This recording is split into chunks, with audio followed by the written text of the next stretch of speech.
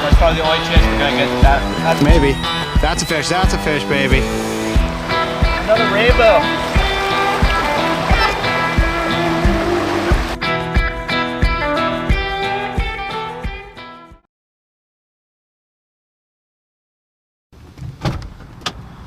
Hey guys, welcome back to another episode. We are currently working on an all-county tour, which is we traveled every county in the state of Pennsylvania, fly fishing in different streams across this wonderful state. Currently, with my brother, he's behind the camera right now, and we are actually traveling to Fulton County, which is around 2 hours west of where I live. Now, I don't know a lot about Fulton County here in Pennsylvania, but upon research, I did notice that there's a section that actually is a delayed harvest, which would be kind of interesting to fish. It's a colder stream. It's different parts of the stream are gonna be spring fed. But what I can say is that I'm absolutely stoked. I know James is fired up too, but I guess we will see you guys at the stream.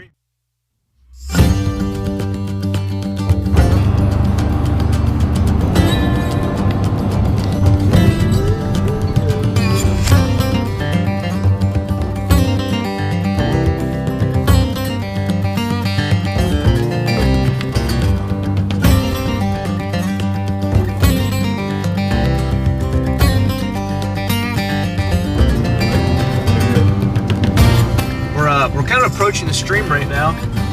First impressions here as we cross it and see what it looks like.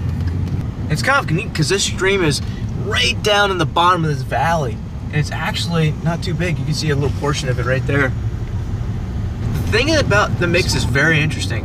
When I was reading online, is that they said not a lot of people fish this, and I hope that's very true. I hope that's something that we can kind of look forward to, being on the river, walk in fishing, parking area. Look at that. That's pretty cool. Park right here. There's a parking spot for us. How sweet is that? Wow. That's cool, man. Look at that. It looks really good.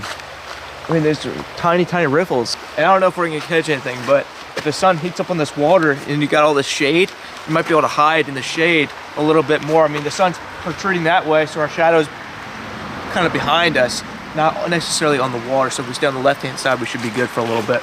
But we sneak up on these holes and maybe get a couple right in there, man. Over there, nice kind of bluff walls, man. It's good stuff.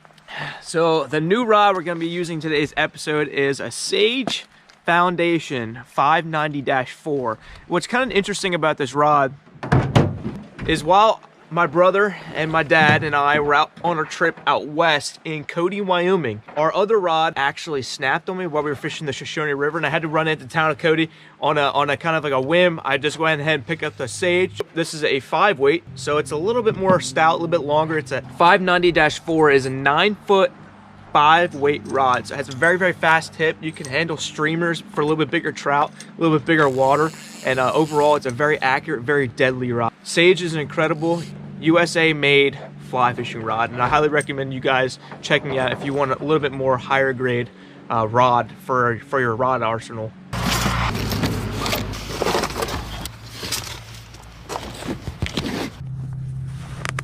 And just like that, we are off to the stream. James is probably gonna fish this first hole. I'm gonna film and kind of observe what's going on, see if anything's action, maybe get something on film. But I'm just fired up to be here. It's a wonderful town, but enough said. Let's go ahead and hit the creek and see if there's any trout in this area. Hey James, what are you using real quick? Green weenie. Green weenie.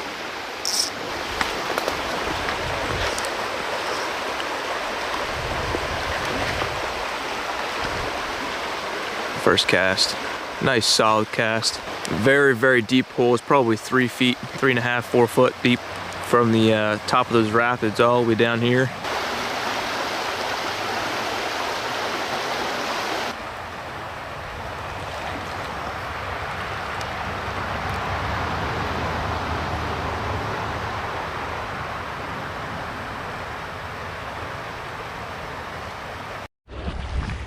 James and I ended up going ahead and we drove farther down the creek, down to a section that's a little bit bigger. We just felt like it wasn't that great where we were at, so we just took a 2-minute drive down the road and already getting into some deeper spots. A lot more spots, a lot deeper spots. Probably better potential for catching a deeper trout. That is a nice hole. Check this thing out. Very, very, very deep hole. Keep on working our way down and work our way up. What? I don't know how far it goes, but there's still time. There's one. You got one? I don't know how far it goes, but there's still time. Is that a trout? Nice hole. There was a trout. I saw it was like 10 inches. Oh, nice. And you saw a trout bite your striking indicator? Trout come up and hit my striking indicator. I actually pulled it under and then let it go. Wicked, man. We just walked downstream maybe half mile, quarter mile, something like that. Beautiful section. You don't have to deal with people, which is really nice. Nice and peaceful.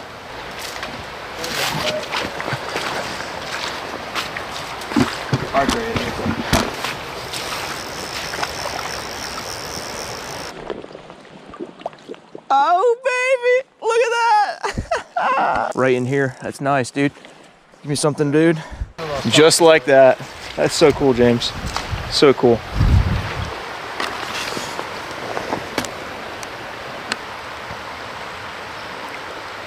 There he goes. Found the section. Nice, section dude. we want to be in. What's interesting about this section is, I looked up on YouTube this section, fishing in Fulton County, and one of these places came up and actually is going pretty good for us. But that's incredible, dude. What a go. There's some really nice deep holes through this, but then you also have sections of this that's very shallow and there's not a lot of elevation change and structure to the water. So far the fish seem like they're in the deeper sections, so that's what we're going to mainly target. We're going to check those shallower sections as well to see if we can really hone in and decide they're not in there.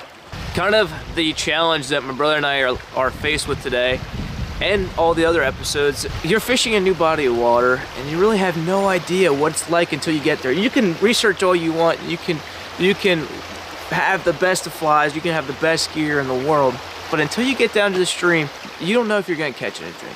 And we have some flies, we bought some things, we have some things, and we have semi-decent equipment. But it doesn't mean we're going to catch anything. You know, you can go down to a new body of water and absolutely slam one day and barely catch anything the next day. Let alone when you're fishing a delayed harvest section, there may or may not be trout there. And sometimes streams have wild trout, and I know this stream, they say have natural born trout or wild born trout. Well, really, I don't know if people are taking trout out of the stream. They may or may not, and so we're left with the challenge of trying to see if we can catch any remaining trout in this hole. We're gonna go ahead and keep on going upriver, keep on going upstream, maybe change a few flies here and there, but for the most part, I think it's all about finding fish in this section. If there's fish here, I think we can catch them, but it's just tough. James caught one. I'm trying to run to get him right now. I don't know how big it is. I was tying on a fly. I ran like 75 yards to try to catch up to him. This is a good hole too, James. Yep. Big brown? No, rainbow trout. Rainbow! Yeah. Rainbow's a trout. Nice. That's so cool. Second fish, baby. This is probably a holdover fish. Yeah, look at the color of her. Yeah. There we go. It's a really red rainbow. And the jaw on that thing too. That's really nice, James. Look at the jaw on that thing too. Another green weenie fish. Yeah. He's already starting to get a kite. A little kite on there. It's a little. He's a little. You talking about his hook jaw? Yeah, his hook jaw. Kite. Fifth cast up in here. First up towards that riffle, bottom of that ripple up there. He hit it. But before that, I had nothing else. Basically right at that corner where that tree pops in? that tree, yeah. That's where he hit.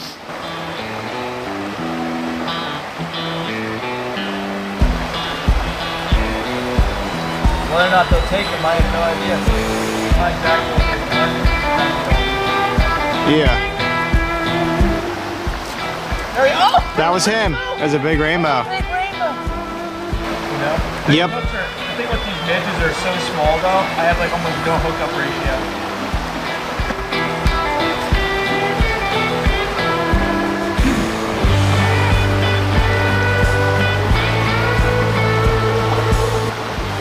That's probably the only chance we're gonna get that. Maybe. That's a fish, baby. Right as you're saying that. Another rainbow. The other one was silver.